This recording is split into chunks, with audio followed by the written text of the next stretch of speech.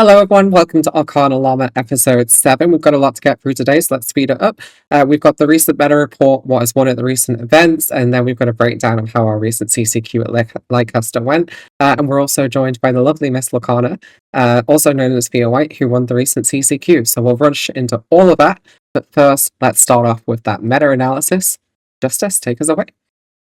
Yep. So this week we're looking at the data reported from the official events for DLC Australia, the Axion CCQ, and Illumineur in France. So we have full reporting for each of these on what people brought into the main event and then what made top 32 and top 16 the other two events respectively.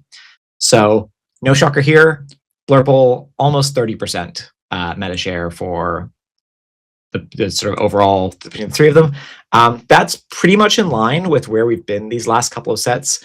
The deck is still good. It got good new cards. The Sven and the Tigger, I think, are doing a lot of work for that deck. And the Let It Go reprint is actually a huge get. Easily one of the most impactful cards I think we've seen as part of this set. Following that up, Purple Steel, 14%, very respectable. And then Dogs had its best showing at major events ever, I think, 11.5%. So closer to 12 than 10 by a fair bit. Big drop off next. Amber Steel, Green Blue, Yellow Blue, seeing like 7% on its initial debut is very solid. Blue Steel, Yellow Purple, and then Green Purple are sort of the last of our mostly relevant decks that people brought. Then there's a big drop off into sort of Ruby Amethyst and Amber Ruby, and a handful of people bringing some of the least viable decks that didn't really put anything into Top Cut, right? Top Cut meta share is a bit different. Blurple still 25%, very respectable. Purple Steel brought its numbers up a little bit, 17, and Dogs is the big winner of this weekend. So 26.6%, the most represented deck in Top Cuts over the course of this weekend. And, a sort of astounding 2.32 conversion ratio, right? So absolutely gigantic there. Other notable callouts, though. Blurple, Purple Steel, 0.91, 1.22. Those are respectable and on target. I don't think it's a bad thing for Blurple that it was 27%. It fell to 25 with Dogs performing so well in some of these Swiss phases. I actually think it's a very respectable turnout. Green Blue definitely gained a little bit of representation, right? Bumping up to sort of 11% there. Blue Yellow is the big loser on this chart. For a deck that almost 60 people brought across these events, only one player made its top cut, and they were actually playing Yellow Blue Detectives. So bit of an interesting list. Win rate rise. It's kind of what you would expect. Definitely trending better towards some of the more popular decks that people brought. Looking a little bit worse in the mid-representation decks that didn't perform as well this weekend. And then kind of evens out on the bottom half of the viable table. Fia, what do you think about this? Purple Steel is looking pretty good, right? 56% win rate reported. I think a very nice weekend to play it. Yes, I'm really glad that I picked it. It was a hard call going into the weekend what to go with. I played around with Blurple before starting, but I'm really happy with picking Amethyst Steel, and I think it worked into the share of the room at Leicester at least. Yeah, we've actually got your list, so let's move away from the stats just a little bit and move into your list here. So obviously you played at the recent CCQ in Leicester. You came number one. You steamrolled the entire room. I think you only dropped one game over the entire event, the entire weekend, which was really, really good. Notably, you've got some inclusions here that maybe aren't known to some people. So the new Pocahontas has very much taken the slot of the Calhoun that we used to see in recent editions. Do you think you could break down this deck a little bit and kind of explain why you've picked these numbers, the ratios, and kind of what the methodology was for going into the room? Because you have to have suspected that would have been a lot of Dogs, a lot of Blurple in the room. Yeah, so I mean that's kind of what this deck was done for, was to hit both Dogs and Blurple, and I knew it meant that I lost some of the key pieces into the mirror. Calhoun tends to work really well, especially in the early parts of the mirror, but with the Cheshire Cat now anyway, it feels like that's fallen off since Cheshire Cat came out. So I was definitely more nervous about playing into Purple Steel than I was into either Blurple or Dogs. So the numbers in general, it starts for me with, I really hate feeling like I don't have the chance to play my deck properly because I've got too many uninkables. There's been in some games last set where I got to, turn 4, wanted to ink to play my genie, and I just didn't have the option to do that because I didn't have an inkable card either that I could lose or just didn't have an inkable card.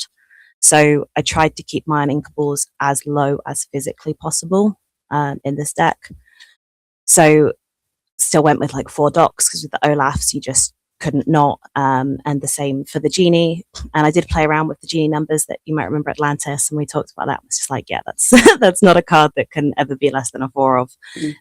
So stuck it there. And then this was kind of the uninkable count that I was happy with and felt good playing with.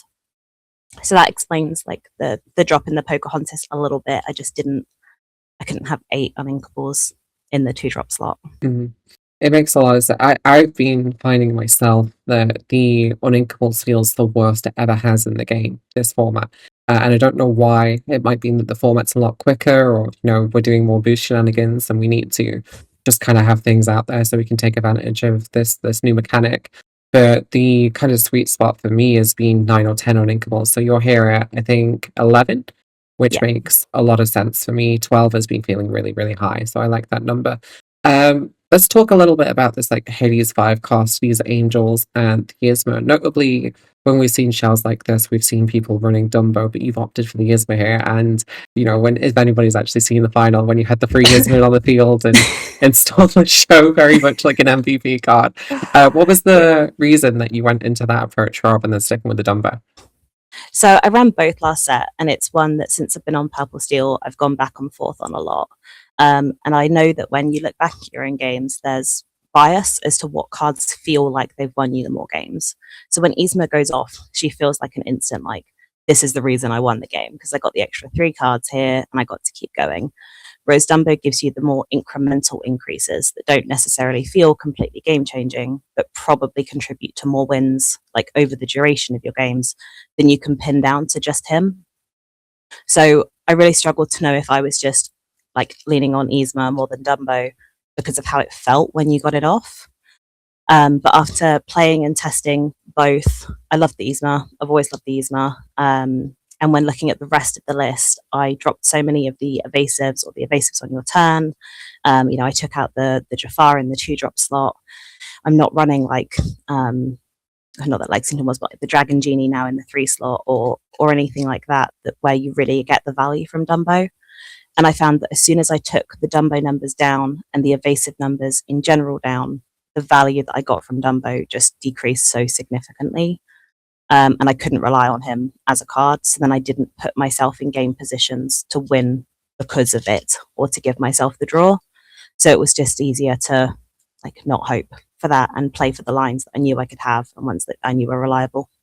But Justice, you are on the other side, and you was kind of you're playing dogs, right? So a deck like this almost can go as fast as dogs with the Pocahontas and the Christopher Robin.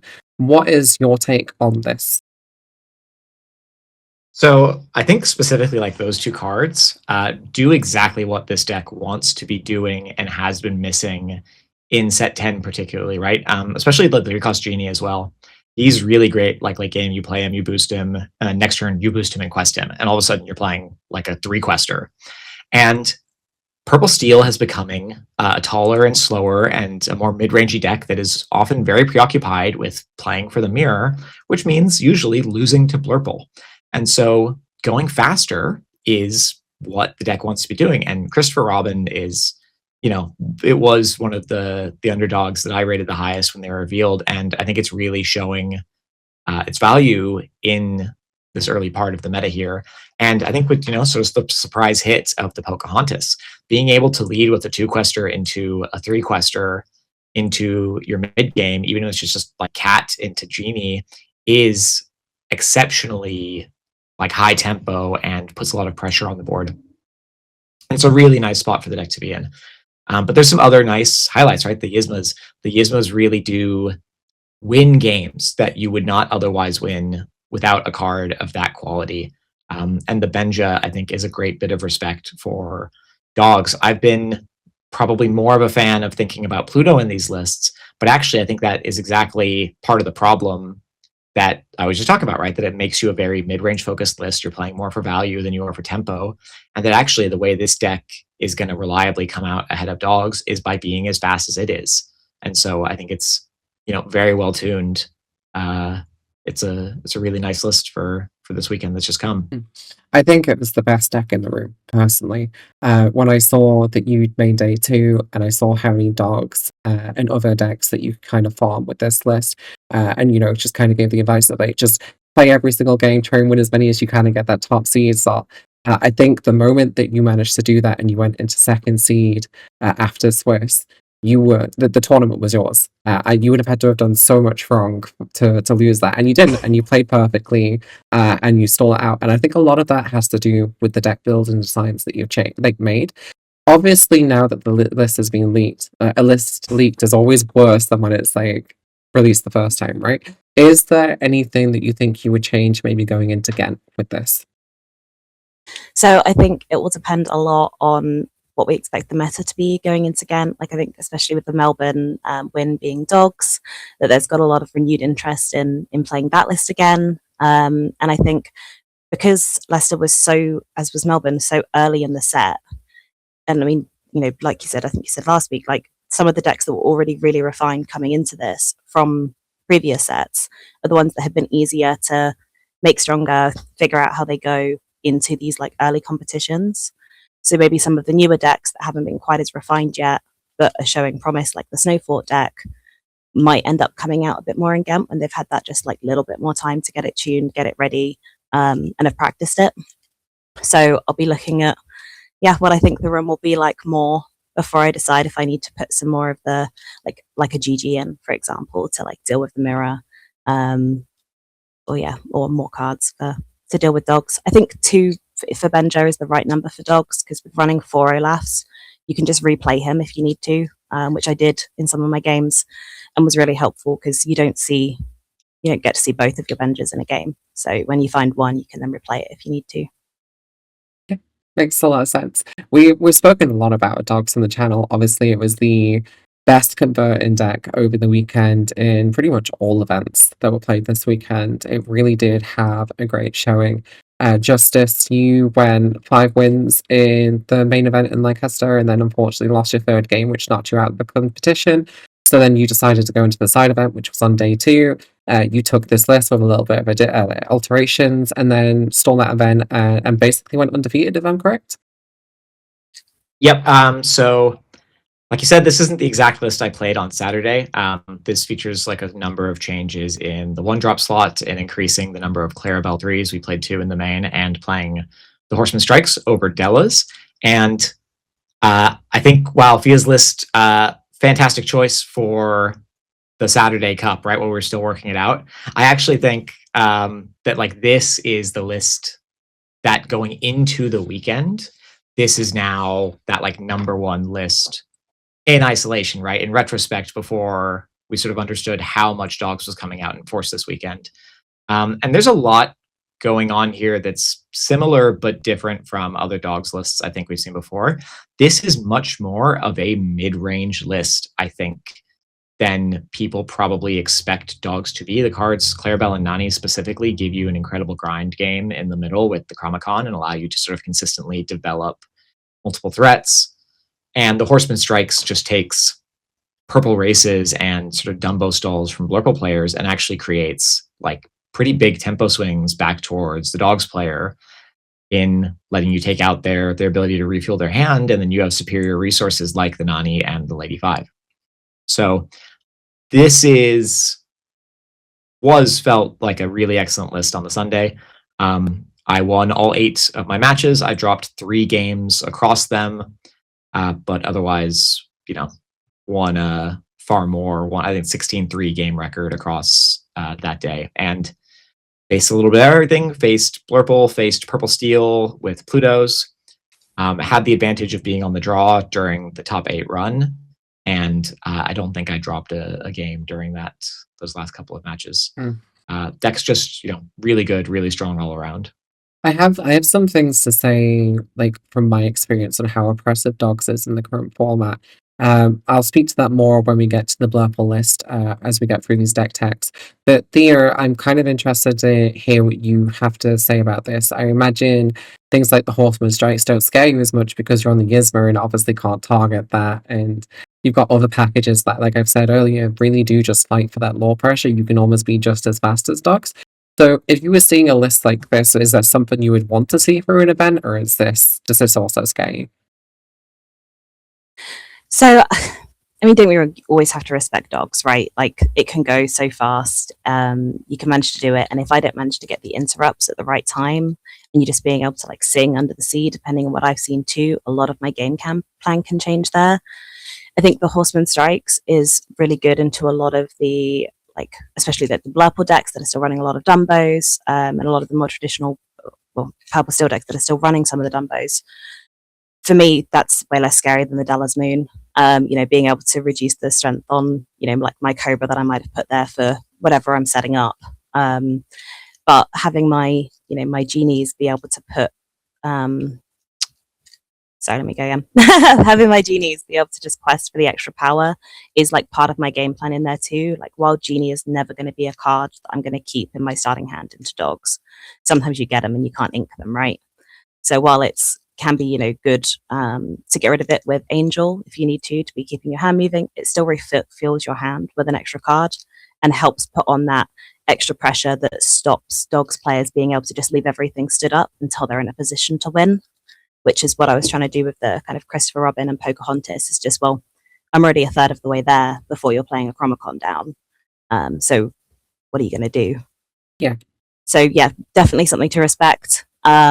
But I think my game plan would still stay as consistent as it could be. Try and make sure that you don't have characters to sing under the sea. So if you get to the tramp really fast, you get to the tramp really fast. But yeah, that would be my still same kind of logic going in, but I look forward to testing against it. If we see an uprise of Purple Steel and we start seeing more Angel and stuff in the format, Justice, do you think that's going to have to change the way that you build this dogs? I imagine Angel targeting things like Grandmother Willow or the Lilos and kind of taking you off the tramp path can be quite oppressive, but is that something you just ignore? Not at all. You actually play into it, and you're quite happy to. This maybe requires a little bit of an appreciation for like what does the typical game look like into Purple Steel.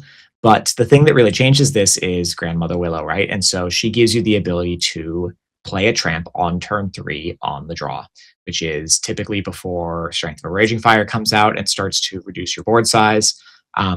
It lets you get in that position to sing the Under the Sea, which I think, as you recognize there, is the way that dogs beats a deck like Purple Steel on the draw quite reliably. Actually, I find getting a good Under the Sea off for 2 or 3 characters is a very consistent swing turn in my victories into Purple Steel on the draw.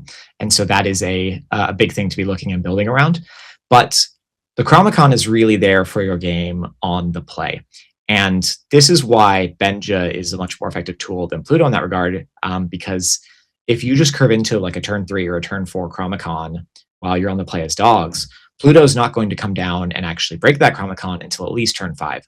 And so often what you're doing is, if you're on the play, you've played your turn 3 tramp, you're going into your turn 4, you set that Chromicon up before the Angel comes down, and then you kind of have this choice. You either have to have the Benja already, or usually you have to play this Angel and start reducing the threat on the board. And as soon as that Angel comes down with the Chromicon up and without having access to Benja, it becomes this resource battle where Purple Steel is generally playing the Angel, discarding a card, getting that Angel bounced back, and developing nothing for 4+ ink every turn while discarding their resources. And I find as soon as that starts to happen, Dogs has won the game, and that there's usually very little that Purple Steel can do to come back from that point, because it can't reestablish the board and win the race, and it's already lost that momentum from not having the Benja. And so it's tricky in that you need to be able to find that Benja. You need to play enough copies that it makes that appearance. But as dogs, you actually still play the Chromicon, and you just need to make them have it. And that can involve turns where you maybe play the Chromicon, don't quest, and then wait to see what your opponent does next turn, right? If they don't have the Benja to break it right away, you're safe then to start, preparing to close out the game and end it that way. And if they do, then you can take a slower approach where, they've now played another character that has 2 attack or less. They haven't actually removed anything from your board that turn. You might be able to play, ink and play a Lady 5 for 4 if you have the Willow on the board, and just continue to threaten out resourcing them through the characters that you get back if you found a chance to trade them on the board, or if you've had a chance to discard them with Bobby and play actually like a longer, slower game. The Horseman Strikes helps there as well for, hitting those genies and slowing the clock down. And so it's actually a pretty interesting matchup that changes quite a bit depending on the build specifics of the deck, right? The more aggressive purple steel list that's playing the Christopher Robins, it is sort of moderately more vulnerable to Under the Sea. And if it's not playing the Benches at all, it actually really struggles to take a game off dogs when it's on the play, and they manage to get that Chromacon down. So there's a lot of little matchup decision nuance there. This list has the Flynn. He performed pretty well, but if you're playing Rhino in this slot, I think that helps a lot into purple steel for when you can actually then getting like one of the extra 3 attack characters with your Under the Sea sweep is actually a massive difference, right? So if you get to hit an Angel or a Cat there, or even just a Pocahontas, that can really change the race clock for both players, and take a blowout that was already going to hit 2 or 3 smaller characters and actually make it hit almost a full board. I've seen that come up in testing, but I've also seen the exact thing we saw with the Yzma come up, where Purple Steel sometimes can just stick that Yzma down while you're playing this kind of low resource grind game, and all of a sudden a draw 3 from Purple Steel while they're on the play and they're heading towards the finish line is actually a huge step back in the game for it. So it is, I think, a closer matchup than a lot of people probably suspect. I don't feel disadvantaged playing into Purple Steel, even on the draw, but it's definitely one of the better positioned decks for having a fight back into dogs, right? Blurple is not very well positioned to take advantage of this, and I think we saw that in the DLC Melbourne finals, right? So I believe it was dogs 3-0 to Blurple. We've got this list here. So this was the Melbourne list, which is very, very similar to yours. The most immediate things that jump out to me here is that it hasn't got access to the it's using Delos Moon's Lullaby over the Horseman Strikes. But the rest of the list looks pretty similar to me, and it's kind of going for that more aggressive line. The ladies trying to get out as quickly as possible. And yeah, as you said, Blurple is just having a really difficult position in the meta, and we'll speak to that more in a second. I'm not going to go into this list too much because I feel like we've already talked about dogs a lot this episode, and I kind of want to look at some of the other lists. So is there anything that jumps out to either of you two? Notably, this is within 2 cards of what I played on Saturday. The only thing it's missing is -1 Webby and -1 Delos for the 2 Clarabelle. We did a lot of our testing and prep for this event, me and Alphos and Tiago online. And Tiago got a chance to play and test with Polestar before the event and sort of let us know it's like, yeah, we're on 58 of the 60 same cards. And that was our real difference. If we weren't playing the Clarabelle, I think this would have been our exact 60 coming into this weekend. But that was a very last minute addition, sort of like Thursday night before the Friday 6 p.m. lock-in, that I had a bit of a flash of inspiration that's like, actually, Clarabelle went from being a not very good card to play in set 10 in dogs to being a very good card to play with Willow in set 11. Mm-hmm. But no, dogs just very strong, very good overall. This list notably 19 uninkables with the 2 Lady 2s. That is a lot rougher in my experience, and so I actually wanted to go back down. I find the Willow makes a sort of pseudo lady shift by letting you play her for 4. And that's actually pretty good most of the time. Here, I imagine this type of list, you actually probably prefer to see this one over the previous one, because if you can get that Angel out and start like smacking some of those pieces down, you can just really start controlling the board. They don't have the momentum to get back in. Yeah, absolutely. Like just the ladies, they want to be questing with tramps or shifting, and you can just keep it down as soon as you've got the ladies out. Or if you have access to strength, you can strength it straight on 3. Because it isn't about what resources that kind of you're burning from yours. There's a good chance they're going to hit it with a Mowgli or anything anyway. You're just managing to take out a threat that's developing from them. And I think that's the key thing into dogs, is as much as I'd love to be playing my game, I can't. I have to make sure that you're handled and be trying to develop as I go. Yeah. Like I said, we're not going to stick on dogs for too much, because I think we've kind of chewed our audience's ear off. We'll talk about this list. Blurple was the second highest in terms of meta share in Top Cut, but it wasn't the highest in conversion rate. Dogs stole that completely. And that has left Blurple in a bit of a weird position, in my opinion. Blurple is still a really good deck, and it's a deck that I would consider myself a subject matter on. And I just think it's kind of bad. And I say that leniently in the sense of the best deck to play Blurple into is Blurple. If you're really good in the mirror, and you can beat the mirror, then Blurple's a really good choice. But with the rise of blue-green that we saw that converted reasonably well, with the rise of dogs, and now with the rise of like purple-steel, like what does this still beat? It's not preying on anything anymore except for itself. And so I think there's maybe like a redesign that we have to go into. Obviously, this list here made number one at the side event at the DLC Melbourne.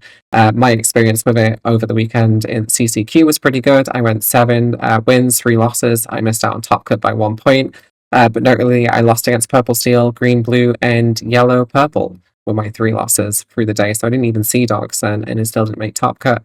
I'd be interested to see what the two of you have to say, because obviously you're on different colour combinations. How do you feel about the state of Blurple in the current meta? Do you want to start? Yeah. So I think notably, it beats Purple Steel when it's on the play quite reliably. And that's still a big thing it has going for it, on top of the mirror. And it also tends to bully every other list that you didn't name. It does have a bad Samber matchup, blue-yellow, but, you know, for the most part, there's all these like mid-representation decks. If you come up against green-purple, if you come up against ruby-amethyst, blue-steel, you're going to have a fine time walking all over these lists. And so it is very well positioned into a very significant chunk of the meta. And then it just has what I think is sort of a widening gap between its good matchups and its bad matchups. None of the cards that Blurple got in this set make the deck better into Dogs, and Dogs became a much better and faster deck. And so now it actually seems like, you know, you actually just have to be hoping to dodge it. As the Dogs player, I don't think Wasabi helps Blurple win that matchup, because you actually just force them to either ink it or play it on the turn they would like to play Demona, and then, you know, reestablish additional threats afterwards, or force them to give you like a +3 draw while they play that card. And so it's now, you know, it's still well positioned. Conversion is not necessarily the only thing to be concerned of for this deck. It was 27% of the room, and it was 25% of Top Cut. It is still a very safe pick to be performing well at a tournament. I really like the list. I think it's, you know, something fairly similar to what we've all tested going into these things. And I mean, this person obviously did, you know, amazing on it. So congrats to them. I didn't love it playing it.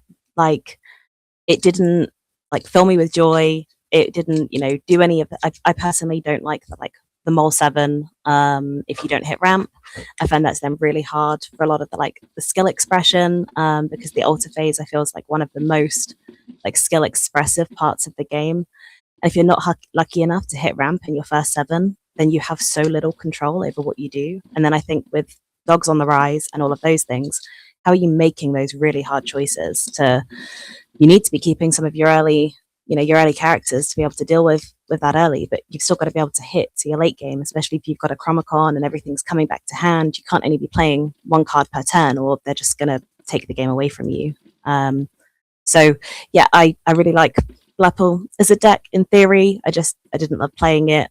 And I follow Justice's sentiment. I think there's still a lot of like people and a lot of decks and a lot of my friends that would love to play decks, and they're just like, I just can't beat Blurple. So there's no point.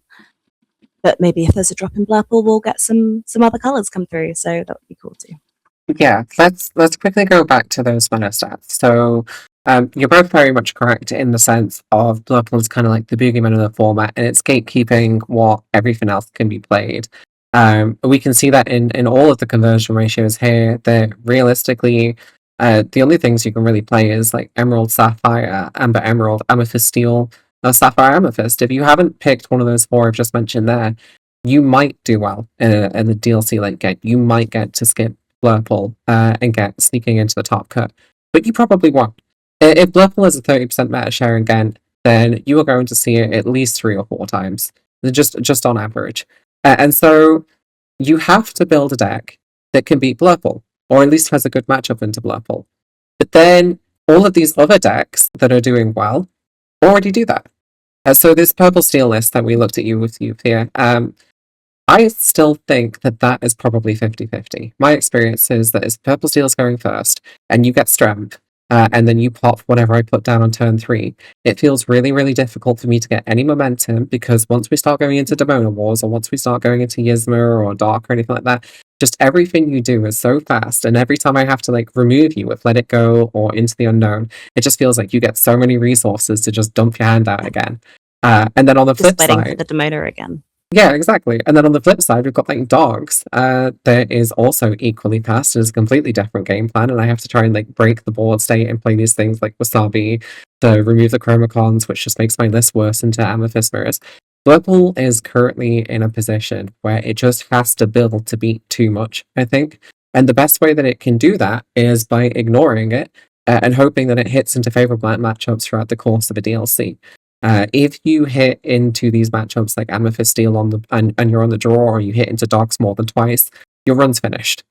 And so then that brings the conversation of like, should you, as a respectable player, be bringing Blurple to an event like Ghent?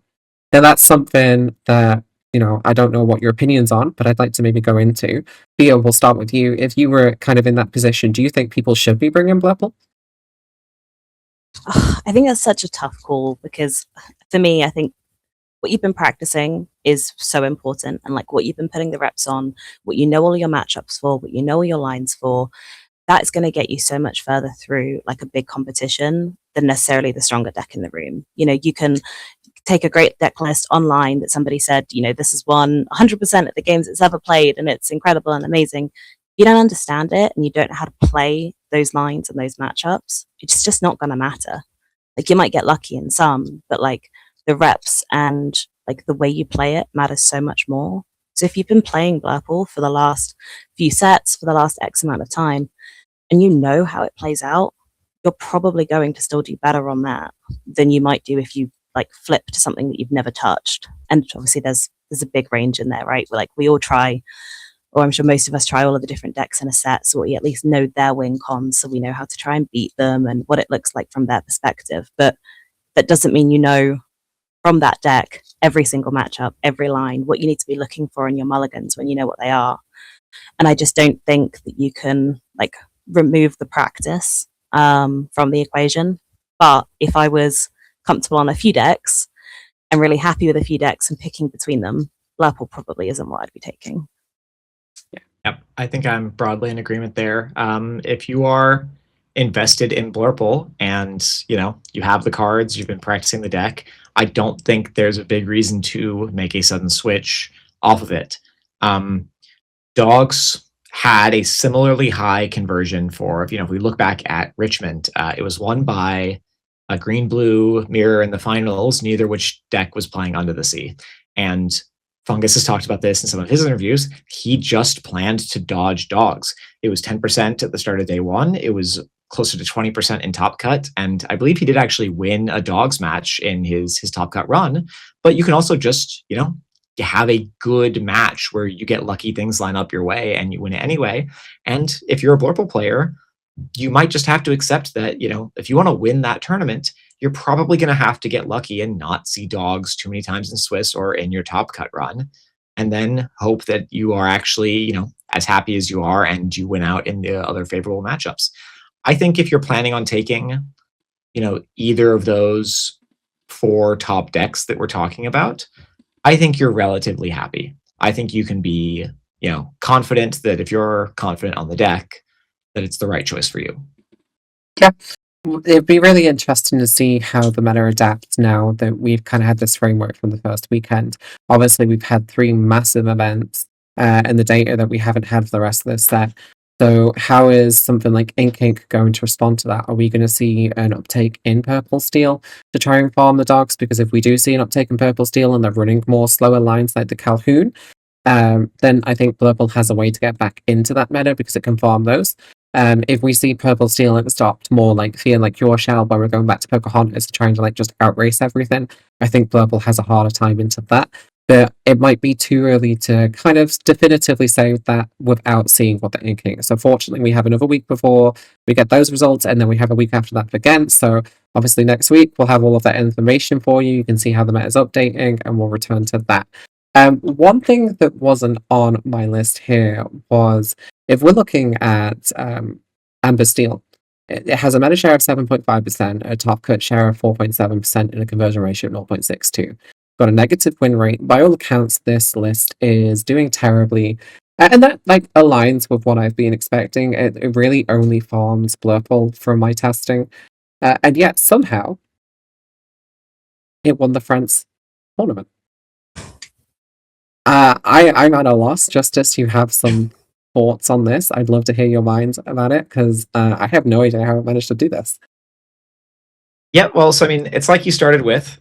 This deck farms Blurple, and Blurple is still 25 to 30% of the room, and so it's very happy if it gets to run into that a lot of times. I also think this deck is pretty good into Purple Steel, both versions, right? Whether you're playing a little bit more aggressively or whether you're playing a bit more mid-rangey, the inclusion of cards like Pete's Cannon, Strength, give this deck like a serious ability to fight back into Purple Steel. You've got like the Mowgli and the Tiana to protect that line. Aurora into Tiana into like Mowgli +1 is just going to help you like reliably get the pressure down faster, get your singers faster, find ways to weave that cannons in. The new Lilo is exceptionally durable and good at shrugging off blows from the opponent. And the Chief Bo-Katan is, a 5/5 bodyguard that is very difficult for a deck like Purple Steel to efficiently trade out into. And so this deck is moderately well positioned into those top two pillars of the meta. I think this probably also has a very excellent green-blue matchup. Where this is a little bit weaker is that it's gonna have a hard time with dogs. And 2-Pete at the right time and fire the cannons might just do enough to help this deck, get over the dogs matchups that it might run into. I actually think it's a, pretty decent looking Amber Steel aggro list.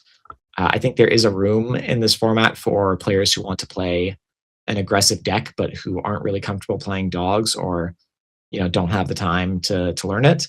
And I think something like this is actually a perfectly reasonable take. I think one of the problems that Amber Steel is probably having actually is that it has not had a clear deck list setting the pace for what to expect from it. I've seen mid-range lists with songs. I've seen aggressive lists like this, and there's a lot of range between them. And so I think, maybe here we actually have a workable shell for a meta that's going to be Blurple and Purple Steel heavy, and that occasionally needs to be dogs. So I actually played a deck very similar to this in my run at Leicester CCQ. It was my 7th game, so my last game of day 1. I did manage to beat him 2-1, but it was tight. Like, it was one of the games that caught me a bit off guard. Like, I had practiced into Amber Steel aggro. I'd made sure that I had some runs in it, because early in the set, some aggro decks, you think, this is what people have been doing. There might be a bit more of them around. So I had some reps in it and wasn't completely unprepared. But it shook me a little bit how fast and just how few resources that I felt that I had. I went with, the Pocahontas as my 2-drop, and I got Fire the Cannon. That was one really big downside to having the Calhoun than like previously having the Calhoun, is that it was just gone for nothing, while they then just played another 1-drop and got to keep going. It hardly delayed their plan at all. He was also running Tiana, and initially I thought Tiana was going to be kind of dying out a little bit in the format with some of the new Ruby songs, but Ruby's not very well represented at the minute. So I think Tiana is still pretty safe, especially with, the Mowglis, to be able to get that Strength for Raging Fire out of your hand. It's still pretty hard to deal with. So yeah, no, the guy that played on Saturday did great. This list looks great, and yeah, it surprised me. Yeah. I don't really know what to say about the list, other than it looks like it's doing a lot, but I guess I would prefer to play dogs if I was going to pick up a list now and I wanted to play aggro. I do think that just hands the better matchup into so much more of the meta. I know that this list is okay into purple steel, and then it's trying to farm Blurple, but it just feels like there's a lot of other lists that you can play that try and farm Blurple. We've got yellow, purple, we've got green, blue. There's other things that we can take, and the meta share and the meta analysis here kind of says that this is a very weak deck. It'd be very interesting to see if this is like a one-hit wonder, and this is just kind of a blip in the system, or if this is something, and we can kind of see people take that shell, like you said, Justice, and like maybe start to like put this into the meta and see if it can start getting results. But I'm not holding out hope for it just yet. I need to see it do better than just the one event. Yeah, I think we'll sort of see in time whether this list continues to develop and go anywhere. I do think that this is a list where, if you want to have a better purple steel matchup compared to dogs, if that's something you're worried about, that might be a reason that you take this. And this probably has a better dogs matchup than playing the dogs mirror, which is dogs' worst matchup because it is a pure 50-50 all of the time. You're basically rolling to see which one of you can get Singer 8 and then play Tramp 7 into Under the Sea, and you spin that wheel until you hit it, or you both miss and one of you manages to, race out by a hair. But that is a mixed bag. A lot of people think that's really miserable. I think it's miserable in theory, but a bit more fun at the table when you get to laugh about like which one of you is going to hit and see who's doing it. But this is a list that lets you sidestep a lot of that. And a well-timed Pete can just say, actually, you're not gonna Under the Sea me, and I'm gonna quest out here and disrupt you next turn with the strength, and broadly not really care about your Chromicon. I'm just gonna win the game. So it has something going for it. Hi everyone, this is Post-Production Atlantis here. Unfortunately, this next segment, I wanted to kind of give Thea a chance to talk about her experience at the CCQ and also tell her story. But we had some lagging issues where she did unfortunately drop from the call, which made the next segment unusable. Thankfully, Thea decided to come back and do a small segment with us for about 5 minutes, so we'll jump straight into that now and transition.